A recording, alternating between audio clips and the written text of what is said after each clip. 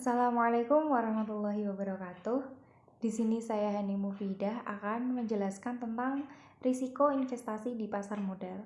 Tentunya ketika kita memutuskan untuk berinvestasi, ada risiko-risiko yang mungkin terjadi di sana ya. Ada beberapa. Yang pertama yaitu risiko daya beli. Nah, risiko ini berkaitan dengan kemungkinan terjadinya inflasi yang menyebabkan nilai real pendapatan akan lebih kecil. Jadi, kalau daya beli konsumennya turun, otomatis pendapatannya pun akan lebih kecil gitu, akan turun juga. Terus kemudian yang kedua, ada risiko bisnis, yaitu suatu risiko menurunnya kemampuan perusahaan memperoleh laba sehingga pada gilirannya mengurangi pula kemampuan perusahaan membayar bunga dan dividen. Nah, kalau sebuah perusahaan ini labanya turun, otomatis pembagian dividen atau keuntungannya terhadap para investor juga menurun. Nah, ini risiko yang kedua. Kemudian ada lagi risiko yang ketiga, yaitu risiko tingkat bunga. Naiknya tingkat bunga biasanya akan menekan harga surat-surat berharga, sehingga biasanya harga surat berharga akan turun. Jadi kalau naik tingkat bunganya ini naik, otomatis suratnya itu harganya akan turun, kayak gitu. Kemudian selanjutnya ada lagi risiko pasar. Di sini itu apabila pasar bergairah, nah pada umumnya saham akan mengalami kenaikan. Tetapi bila pasar lesu atau turun, maka harga pun cenderung akan turun. Jadi tuh pasar modal tuh kayak gini, kadang naik, kadang turun. Jadi sebaiknya kalau turun kita beli, kalau naik kita jual. Nah, kayak gitu untung. Jangan justru dibalik ya, itu malah nanti rugi.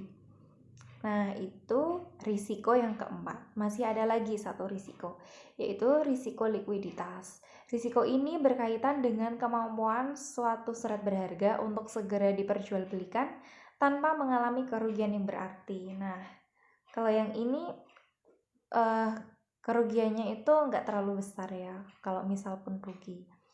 Karena surat berharga itu mudah untuk diperjualbelikan gitu.